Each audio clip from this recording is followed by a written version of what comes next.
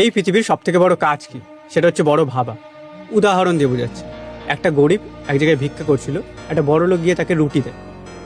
তৎক্ষণাৎ তার মনে হলো যে শুধু রুটি সে খাবে কি করে, তার জন্য তরকারি আনতে যায়। তরকারি যখন তার জন্য আনে, সে দেখে সে রুটিটা খাওয়াও শুরু করে দিয়েছে, আর কি একটা ভাবছে আর খাচ্ছে। সে জিজ্ঞেস করলো যে আপনি কি ভাবছেন আর খাচ্ছেন। ভিখারিটা বলে যে আমি এই রুটিটা শুকনো কিভাবে খাবো, তাই আমি ভাবছি, চিনির সাথে দিয়ে খাচ্ছি, সেটা ভাবছি আর খাচ্ছি। তখন ওই বড়লোক মানুষটা বলে, যখন আপনি ভাবছেনই, মানে ভেবেই খাচ্ছেন, তাহলে আপনি রসগোল্লা ভাবুন। মোরাল অফ দ্য স্টোরি, কিছু মানুষ বড় ভাবতেই পারে না। তুই যখনই তোর পরিস্থিতির থেকে বড় কিছু অ্যাচিভ করার কথা নিজের আশেপাশে বলবি, উল্টে তারা হাসবে আর বলবে আনরিয়ালিস্টিক। মানে এটা ভালো করে বোঝার চেষ্টা কর, বড় ভাবতে তোর টাকা লাগে না, ট্যাক্স লাগে না, কিন্তু তারা সেটাও করতে পারছে না। এবার এই কথাটা একদম সঠিক যে বড় ভাবলেই হবে না, কাজও করতে হবে।